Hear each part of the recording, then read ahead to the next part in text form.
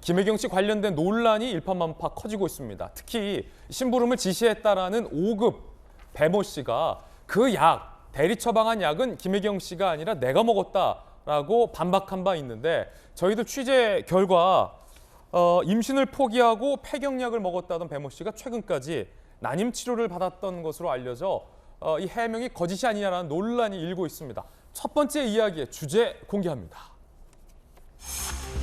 시작하겠습니다. 이제 김혜경 리스크, 의전 갑질 진실 공방. 공방입니다. 논란입니다. 민주당 선대위에서는 난임 치료제, 즉 임신 촉진제와 폐경약이 동일한 약이다라는 주장까지 나와서 논란이 오늘 더욱더 거세지고 있습니다. 일단은 그 5급 공무원이 왜 도대체 폐경약을 먹었다는 건지, 이건 사실인 건지 논란부터 살펴보시죠. 대리 처방된 약이 과연 김혜경 씨를 위한 약이었냐, 아니면 5급 공무원이 자기 먹으려고 지은 대리 처방한 약이냐, 이게 논란인데 김혜경 씨가 지난해 3월 갱년기 등 폐경 증세 완화를 위한 호르몬제를 대리 처방했다라는 의혹이 참으로 거셉니다. 배모 씨가 그 약은 내가 먹은 것이다. 민주당에서는 배 씨가 폐경 증세가 있어서 임신을 포기했다라고 논평을 했습니다. 임신 포기했다. 폐경 증세 치료를 위해서 저 약을 복용했다라고 입장을 냈어요. 그런데 저희 채널A 취재 결과 5급 공무원 배 씨가 지난해 하반기까지, 불과 얼마 전까지 난임 치료를 위해서 병원을 정기적으로 방문했다. 임신을 위해 불과 얼마 전까지 무단히 애를 썼다. 라는 사실을 확인했습니다. 산부인과 전문의는 배 씨가 먹었다고 주장하는 약은 폐경 여성에게만 처방하는 약이다. 난임 치료받는 임신하려는 여성에게 처방하는 약이 아니다. 라고 반박했습니다. 다시 말해서 내가 먹었다라는 배 씨의 주장도, 배 씨가 임신을 포기했다라는 민주당의 입장도 거짓이 아니냐라는 의혹이 상당히 거셉니다. 자, 먼저 기자 출신의 김수영 교수님, 어떻게 보십니까? 저희 채널A 취재 결과 폐경약을 복용했다, 임신을 포기했다라는 5급 공무원은 비교적 최근까지 임신을 위해서 치료를 받았던 것으로 확인이 됐는데요.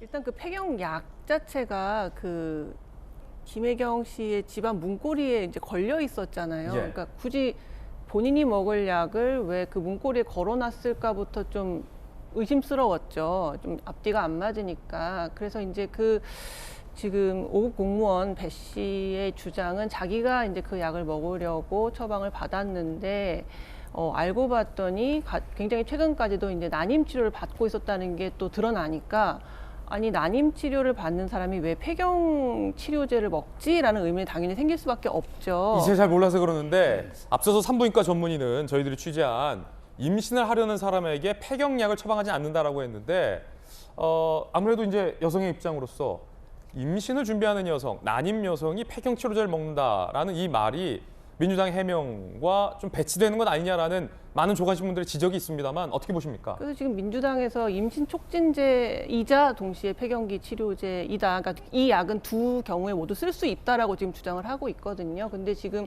처방받은 것으로 알려진 리비알이라는 약의 이제 효능 효과를 보면은 폐경기 여성의 이제 호르몬 치료제라고 나와 있습니다. 거기 이제 임신 촉진 혹은 임신에 관련된 효능 효과는 없어요, 일단. 그런데 이제 그 약을 임신을 하고자 하는 사람에게 처방한다는 것 자체가 상식적으로 굉장히 말이 안 된다는 게 이제 전문가들의 일반적인 이야기 같아요. 이제 저도 예. 가족 중에 약사 자격증을 가진 사람이 있어서 좀 이 약에 대해서 물어봤습니다. 김 교수님 가족 중에 약사가 계십니까? 네, 그래서 이제 물어봤는데 좀 처음 듣는 이야기다. 그리고 무엇보다 이제 효능 효과를 벗어나서 의사가 어떤 처방을 하게 되면은 건강보험심사평가원에서 굳이 왜 효능 효과에도 없는 임신을 하고자 하는 사람한테 이 폐경기 치료제를 줬냐? 우리는 의료수가를 안 주겠다. 이럴 수 있기 때문에 의사가 굳이 위험을 무릅쓰면서까지, 의료수가를 포기하면서까지 임신을 하려는 사람에게 이 폐경기 치료제를 줄 필요는 없다라는 거예요. 두 가지만 물어보겠습니다. 김수영 교수님이 이제 가족 중에 약사가 있어 취재를 하신 건데, 첫 번째, 좀 사안이 복잡하니까 분명하게 짚고 넘어갈 건 첫 번째, 임신을 포기한 여성이 임신 치료를 받았다. 최근까지. 이게 지금 저희 보도잖아요. 요게 좀 앞뒤가 안 맞는다는 거고. 두 번째, 임신을 하려는 여성이 폐경 치료제를 먹는 것은 사실과 다르다. 이건 어불성설이다라는 말씀이신 거죠? 그렇죠. 물론 뭐 더 취재를 해보셔야 알겠지만은 일반적으로 물론 뭐 제가 취재한 거지만 약사의 견해로서는 굳이 임신한 사람에게는 임신을 하고자 하는 사람에게는 사실 아무 약이나 쓰면 안 되는데 효능 효과에도 없는 약을 굳이 처방함으로써 위험을 무릅쓸 필요는 없다. 의사가 만약에 이것을 효능 효과를 벗어나서 처방을 하게 되면은 심평원이라는 곳에서 예. 이것은 적절한 처방이 아니기 때문에 의료수가를 줄 수 없다라고 하게 되면은 의사가 굳이 그걸 포기하면서까지 자기의 수입을 포기하면서까지 임신을 하려는 자에게 폐경기 치료를 줄 필요는 없다라는 게 이제 설명이었어요. 그러니까 저도 그것이 좀 맞다는 생각이 들어요. 어쨌든 그 약이 김혜경 씨의 문고리에 있었던 것부터가 좀 수상한데 본인이 먹을 약을 굳이 자기가 모시는 도지사의 아내의 집 앞에 걸어놓게 한 다음에 자기가 그걸 나중에 픽업을 한다는 게 사실 말이 안 되고 이 약의 효능을 보더라도 임신 촉진제라는 것 자체가 일단 존재하지가 않고 임신을 촉진하려면 주로 배란 유도제라는 걸 이제 먹게 되거든요. 배란 전혀 유도제요? 다른 약입니다. 그래서 이게 과학적으로 이게 안 맞는 해명을 내놓다 보니까 차라리 처음부터 뭐 이러저러한 사정으로 뭐 그런 일이 있었다, 뭐 대리 처방인지 아닌지 모르겠지만 본인이 처방 받으려고 했는데 이런 오해들이 있었다, 뭐 송구하다라고 했으면 좋겠는데 이걸 자꾸 과학적으로 임신 촉진제이자 동시에 폐경기 치료제로 사용할 수 있는 약이다라고 얘기를 하게 되면은 전국의 의사랑 약사가 몇 명인데 이것이 사리에 맞지 않는다는 걸 너무나 바로 드러날 수밖에 없는 내용이어서 오히려 더 지금 악재를 더 오래가게 만드는 해명이다 그런 생각이 듭니다. 김수현 교수님 의견대로라면 대리 처방 의혹에서 거짓 해명 논란으로까지 이어질 수 있다라는 의견이세요. 정리해 보겠습니다. 임신을 포기했다던 5급 공무원이 먹였다던 폐경 치료제 알고 봤더니 그 5급 공무원은 비교적 최근까지 난임 치료를 위해 병원을 방문했다는 사실이 저희 취재 결과 밝혀졌고 그러자 민주당에서는 이런 입장을 내놨습니다.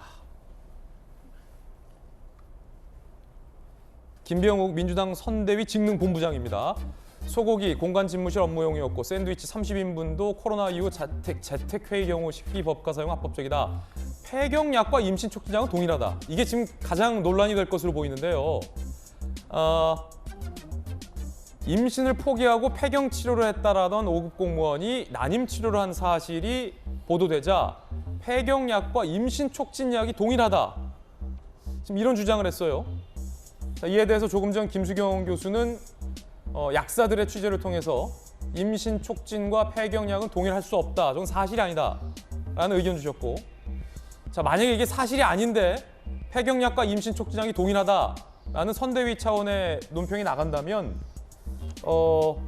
상당한 거짓 논란일 것으로 보이고 그럼에도 불구하고 저게 의학적으로 사실이다라고 입증된다면 대리처방 의혹은 사라질 것으로 보입니다.